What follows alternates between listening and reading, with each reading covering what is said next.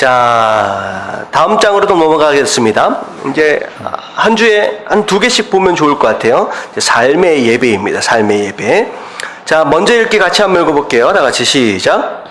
안톤이라는 수도사는 하나님과 함께 일생을 보내기 위하여 사막으로 들어갔습니다. 그는 아무것도 하지 않고 오직 자기의 죄를 회개하고 기도만 했습니다. 어느 뜨거운 낮에 한 음성이 그에게 들려왔습니다. 그대의 아름다운 생활은 나를 기쁘게 한다. 하지만 저쪽 도시에는 그대보다 훨씬 신앙이 깊은 사람이 있다. 안토니는 사실 자기보다 더 경건하고 신앙심 깊은 사람은 없다고 생각했기에 적잖은 충격을 받았습니다. 그래서 안토니는 그 사람을 만나기 위해 멀고도 긴 여행 끝에 그 도시에 도착했습니다. 그런데 그가 찾아낸 사람은 존이라는 이름의 구두 수송공에 지나지 않았습니다. 무슨 일을 하셨기에 그 덕행이 하늘에까지 알려졌습니까? 의아한 표정으로 묻는 안토니에게 그 사람은 이렇게 말했습니다. 저는 아무것도 한 일이 없습니다. 단지 구두 한 켤레 수선할 때마다 예수님의 것이라고 생각하고 최선을 다한 것뿐이랍니다. 네, 그래서 예배당 안에 갇혀있는 예배는 반쪽짜리 예배라는 거예요. 반쪽짜리. 아무리 해도 50점에 불과하다는 거죠. 중요한 것은 뭐냐면 예배당을 떠난 이후에 삶 안에서 드려지는 예배가 너무나도 중요하다라고 하는 것이죠. 그래서 지금 안토니 수도사는 몇 점을 계속 맞아온 거예요. 최선을 다해서 50점을 계속 맞아온 거예요. 하지만 이 사람은 삶이 있어요, 없어요? 없어요. 삶 가운데 예배당 안에 이 외의 모든 삶이 없잖아요. 근데 중요한 건 뭐냐면 이 구두 수선공은 예배당을 떠난 그 삶 안에서 구두를 수선할 때 이게 누구 것이다? 예수님 것이다. 내가 무엇을 하든 전기 수송을 하든 공사를 하든 어디 가서 뭘 봉사를 하든 무슨 일을 하든 이게 예수님께 하는 것이다라는 그런 마음으로 내가 한다라고 하는 거, 그게 바로 삶을 통하여 드려지는 예배가 있어야 된다라고 하는 것이죠. 자, 그래서 두 번째가 이제 삶의 예배입니다. 자, 밑에 보면 예배의 의미에 같이 한번 읽어볼게요. 시작. 예배는 주악에서부터 시작해서 죽도록 끝나는 종교의식이 아닙니다. 구약 성경에서 예배로 가장 많이 사용된 단어는 엎드려 절하다라는 의미이며 신약에서 예배로 가장 많이 사용된 단어의 원 의미는 사랑으로 입맞춤하다입니다. 예배는 곧 하나님과의 관계인 것입니다. 아래의 본문에 예배라는 말 대신 원어의 의미인 사랑으로 입맞춤을 넣어 읽어보세요. 자, 한번 읽어볼게요. 이게 예배라는 말을 사랑의 입맞춤으로 바꿔서 요한복음 4장 23절 다 같이 시작. 아버지께 참되게 사랑으로 입맞춤하는 자들은 영과 진리로 사랑으로 입맞춤할 때가 오나니 곧 이때라. 아버지께서는 자기에게 이렇게 사랑으로 입맞춤하는 자들을 찾으시느니라. 예배 의미를 좀 생각해 보면서 그렇게 읽을 수 있을 것 같아요. 자, 그러므로 우리가 예배 순서에 아무리 자주 열심히 참여했다 해도 마음으로 하나님 앞에 엎드리고 그분의 손에 사랑으로 입맞춤하지 않는다면 전혀 예배를 드리지 않는 것입니다. 그래서 2번으로 넘어갈게요. 예배의 당위성. 자, 같이 한번 읽어봅니다. 시작. 모든 피조물은 예배를 받으시기에 너무나도 합당하신 하나님을 예배하기 위해 창조되었습니다. 만물은 창조 때부터 어떤 방식으로든 하나님을 예배하고 찬양하게 되어 있습니다. 자, 그래서 욥기 38장 7절은 그때의 새벽 별들이 기뻐 노래하며 하나님의 아들들이 다 기뻐 소리를 질렀느니라. 심지어 뭐까지도 하나님을 찬양해요?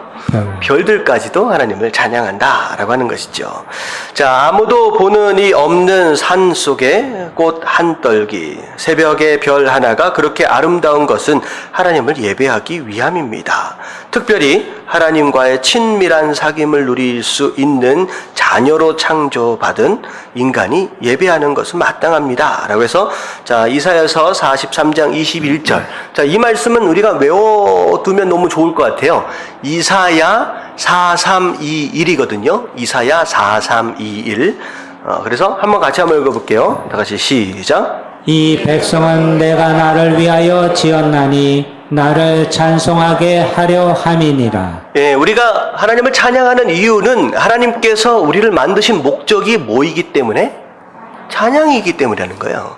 하나님이 인간을 창조하신 목적 자체가 거기 있다라고 한다면 우리가 하나님을 찬양하는 것은 너무나도 당연한 것이다 라고 하는 것이죠. 당연한 것이다. 자, 그런데 중요한 것은 뭐냐면 3번에 보면 예배의 회복입니다. 자, 그렇게 찬양하도록 예배하도록 만들어진 인간이 온전히 하나님을 예배했느냐 찬양했느냐 그렇게 하지 못했다라고 하는 거죠. 그래서 우리의 모든 예배, 우리의 어떻게 보면 우리 존재에서부터 예배의 모습들까지 많이 망가져 버렸습니다. 근데 그것들이 회복되어져야 한다라고 하는 거예요. 그래서 자, 밑에 한번 읽어보면요. 인간은 시작. 인간은 범죄한 이후 하나님과의 예배를 상실하게 되었습니다. 그래서 오직 1년에 한 번 대제사장만이 하나님이 계신 지성소로 들어가 드리는 부분적인 예배만이 존재할 뿐이었습니다. 네, 우리가 성막을 배우고 있기 때문에 더 자세하게 알 것 같아요. 1년에 한 번밖에 못 만나요. 그것도 직접 가서 만나는 게 아니라 누가 대신 만나줘요? 대제사장이 만나는 거예요. 어떻게 보면 하나님을 만나는 것 같지만 제대로 된 만남이 아니잖아요. 이제 거기에 대한 문제가 있었다는 거죠. 하지만 중요한 게 뭐냐면, 자, 우리가 이미 살펴봤던 이제 구절이에요. 히브리서 10장 19절부터 20절까지 다 같이 시작. 그러므로 형제들아 우리가 예수의 피를 힘입어 성소에 들어갈 담력을 얻었나니 그 길은 우리를 위하여 휘장 가운데로 열어놓으신 새로운 살 길이요 휘장은 곧 그의 육체니라. 자, 예수님께서 십자가에 못 박혀 돌아가시는 순간 무슨 일이 벌어졌어요? 성전의 휘장이 위에서부터 아래로 찢어졌어요. 하나님께서 찢어주신 거예요. 그래서 이제는 어떻게 된 거예요? 1년에 한 번 대제사장만 대신 들어가는 게 아니라 누구든지 하나님께 나오는 자들은 하나님이 뭐 해주시겠다는 거예요? 다 만나주시겠다라고 하는 거예요. 그래서 여기서 성소에 예수님의 피를 힘입어 성소에 들어갈 담력을 얻었다. 그 전에는 하나님 못 만납니다. 죄인이기 때문에 두려움 가운데 못 만나요. 죽어요. 근데 우리가 들어갈 수 있도록 했다라는 거예요. 그래서 휘장되어지신 그 예수 그리스도의 육체를 찢으심으로 말미암아 우리가 이제는 예수 그리스도를 하나님을 직접 만나게 되었다라고 하는 것이죠.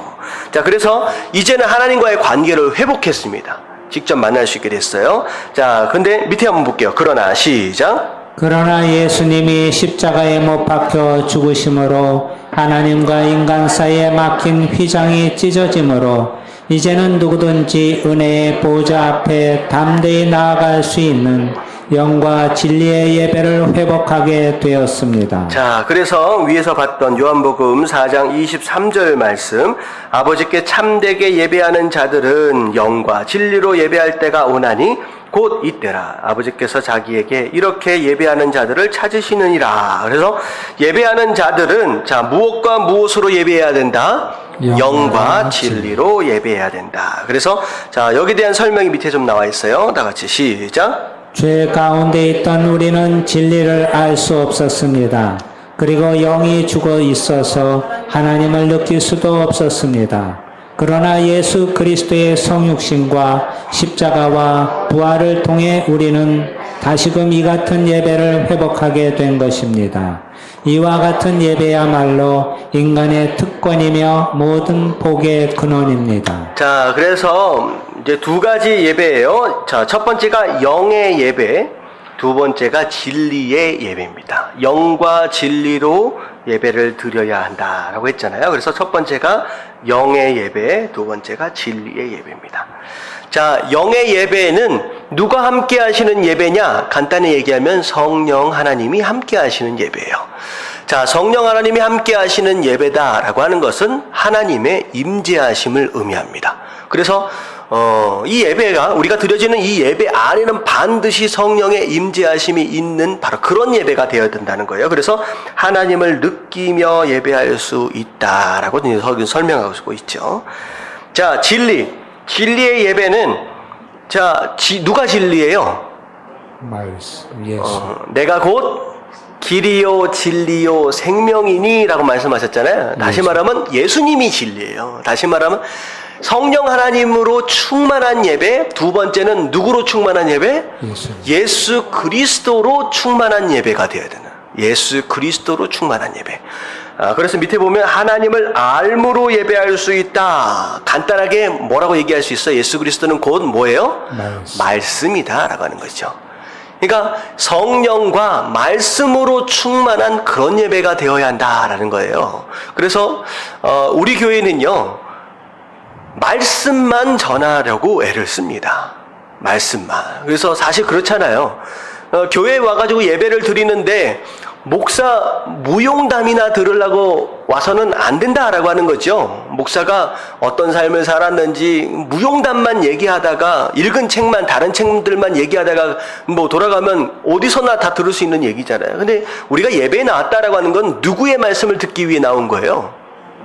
제 말씀이 아니라 제 인생이 아니라 누구 말씀이에요? 하나님의 말씀이에요. 하나님의 말씀. 그래서 저는 가능하면 정말로 이해를 돕기 위한 예가 아니라고 한다면 저는 말씀 안에서 예를 다 듭니다. 거의 다.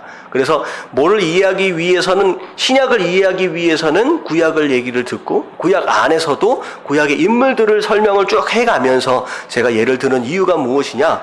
제 이야기 듣고 싶어서 오신 게 아니잖아요. 맞죠? 할렐루야. 하나님 말씀 듣기 위해서 왔잖아요. 그래서 말씀이 충만한 그런 예배가 되어야 한다라고 하는 것입니다. 자, 그리고 나서 자, 예배가 이제 회복되어졌어요. 자, 그렇다면 이제 그 예배가 어디로 옮겨가야 돼요? 삶으로 옮겨가야 된다는 거예요. 그래서 삶 속에서의 예배입니다. 같이 한번 읽어봅니다. 하나님은 시작. 하나님은 우리가 예배당과 같은 장소에서뿐만 아니라 몸으로 곧 일상의 삶으로 예배하기를 요구하십니다. 그리고 이처럼 우리의 일상의 삶 속에서 변화된 심령과 하나님의 뜻을 분별하는 깨달음으로 드리는 예배를 영적 예배라고 부르십니다. 네, 그래서 사실은 어떻게 보면 우리가 이 예배당 안에서의 예배, 여기만 예배가 아니라 삶을 나가면서 그 삶도 예배의 연장이라고 생각하시면 돼요. 그래서 우리가 말씀을 듣고서 이렇게 사는 것이 성도의 삶이구나 라고 깨달아졌다라고 한다면 그 깨달음에 대하여 순종할 장소는 예배당 안이 아니라 어디예요? 우리의 삶 속이라는 거죠. 그래서 예배를 통하여 사랑을 배웠어요. 그러면 그 사랑을 어디서 실천해야 돼요? 예배당 안뿐만 아니라 우리 가정 안에서, 우리 직장 안에서, 우리 삶 안에서 그 사랑을 실천할 장소. 그럼 어떻게 보면 진짜 예배는 예배당 안에가 아니라 열매를 맺어가는 바로 그 장소, 바로 삶이다라고 하는 그런 생각을 좀 할 수 있을 것 같아요. 그래서 예배당을 딱 나올 때 제가 말씀을 드렸죠. 그 마가복음이죠. 마가복음에서 예수님의 제자들을 처음으로 사도라라고 불렀을 때가 있다고 그랬어요. 처음으로 사도다. 자, 언제 사도다라고 불렀어요? 그 사도들을 2명씩 짝지어서 전도를 보낸 다음에서 그들을 사도라고 불러요. 이게 뭐냐면요. 이게 이거예요. 여러분들이 이렇게 생각하시면 돼요. 예배를 드렸으면 예배당을 딱 떠나는 순간 여러분들은 뭐가 되는 거예요? 사도가 되어지는 거예요. 보내심을 받은 자들이 되는 거예요. 보내심을 받은 자들은 가서 살고 난 뒤에 와서 할 말이 많어. 무슨 얘기인지 아시겠죠? 그냥 예배가 여기서 딱 끊어지고 그냥 내 삶을 살다 온 사람은요, 그냥 뭘 가지고 와요? 교회 올 때. 문제를 가지고 옵니다. 이런 문제, 저런 문제, 근심과 걱정들을 바리바리 싸질러지고 와요. 그리고 기도하는 내용을 보면 하나님 이게 문제입니다. 저거 문제는 문제들만 털어놔요. 근데 예배에 연장되어진 그 삶의 예배를 살아간 사람은 어떤 모습이 나타나냐? 보냄을 받은 자로서 돌아와서는 제자들이 뭐 했다 그랬어요? 그 사도들이 예수님 앞에서 할 말이 많아지는 거예요. 보냄을 받아서 한 일들이 있으니까. 그래서 삶 가운데 예수님 제가요 월요일날 이런 삶을 살았는데 이런 일이 있었고요. 제가 화요일날 이런 삶을 살았는데 제가 누구누구를 만났는데 그런 일이 있었고요. 예수님께 할 말이 있어진다는 거예요. 그래서 저는요 그렇게 생각합니다. 예배를 나가서 예배를 떠난 이후에 진짜 삶의 예배를 드리신 분들은 돌아와서 하나님께 이것저것 삶의 현장 가운데서 경험한 그 예배, 그 열매를 통하여 이것저것 주저리 고백할 것들이 많은 그런 사도들, 그런 성들이 되어야 한다라고 하는 거. 여러분 그런 삶을 사시게 되길 주님의 이름으로 축원합니다. 자, 그래서 그런 것 같아요. 이제 애들을 키우다 보면 제 그 딸아이가 이제 초등학교 3학년이에요. 근데 얘가 학교를 갔다가 딱 돌아오면 주저리 그렇게 할 말이 많어. 아빠한테, 엄마한테 이랬었고 저랬었고. 근데 한참 듣다 보면 지금 저게 무슨 소리인지 잘 못 알아듣겠는데 어쨌든 하면서 막 반응해줘야 돼. 근데 어떻게 보면 우리의 삶이 삶을 통하여 드려지는 예배로 말미암아 돌아온 예배의 장소로 성전으로 돌아온 우리의 삶 안에서는 모습 안에서는 그런 모습들이 좀 나타나야 되는 것이 아니냐라는 생각을 해보게 됩니다. 아멘. 그래서 할 말이 좀 있었으면 좋겠어요. 하나님 제가요 이렇게 살았는데 라고 하면서 자 그래서 로마서 12장 1절부터 2절까지 같이 한번 고백합니다. 읽겠습니다. 시작. 그러므로 형제들아 내가 하나님의 모든 자비하심으로 너희를 권하노니 너희 몸을 하나님이 기뻐하시는 거룩한 산 제물로 드리라. 이는 너희가 드릴 영적 예배니라. 너희는 이 세대를 본받지 말고 오직 마음을 새롭게 함으로 변화를 받아 하나님의 선하시고 기뻐하시고 온전하신 뜻이 무엇인지 분별하도록 하라. 자, 그래서 하나님께 나와서 거룩한 산 제물로 드려라 라고 하면 일반적으로 예배당 안에서의 예배에만 주목할 수 있다는 거죠. 하지만 그게 아니라는 거예요. 이것은 뭘 의미하는 것이냐? 네가 드려야 할 영적 예배다. 네 삶을 드리는 그 모든 것들을 의미하는 것이다 라고 얘기를 해주는 거예요. 그리고 나서 한마디 더 붙여주는 거예요. 이 세대를 본받지 말라라고 하는 이유는 뭐냐면 교회 안에서는 이 세대를 경험하기가 어렵죠. 교회 안에서는 우리끼리 모여 있잖아요. 근데 정작 교회를 떠나는 순간 우리는 어딜 향하여 나가느냐? 이 세대를 향하여 나간다는 거야. 이 세상을 향하여. 그래서 이 세대를 향하여 나아가는 너희들은 뭐 하지 말라는 거야 이제. 그들을 본받지 말라는 거예요. 본받지 말고 네가 예배당 안에서 결단하고 변화하기로 작정한 그 모습대로 그렇게 그 자리에서도 살 수 있어야 된다라고 하는 거예요. 자, 그렇게 하기 위해서는 하나님의 선하시고 기뻐하시고 온전한 뜻이 무엇인지 분별하도록 하라. 살아가면서 내가 이 상황에서 어떻게 말하고 어떻게 행동하는 것인지 하나님의 뜻인지를 분별하며 살아라는 거죠. 그래서 성도는요, 우리 삶의 기준이 딱 하나로 정해져 있어요. 내가 이것을 하면 내게 이익일까 유익일까가 아니라 내가 이것을 하는 것이 누구의 뜻일까? 하나님의 뜻일까 아닐까가 기준이 된 삶이에요. 이러면 굉장히 쉽습니다. 심지어 내가 손해를 본다라고 할지라도 내가 불이익을 당한다라고 할지라도 나는 뭘 선택해야 돼요? 하나님의 뜻을 선택하는 것이 맞는 것이다 라고 하는 것이죠. 그래서 그걸 분별하라는 거, 그걸 분별하라.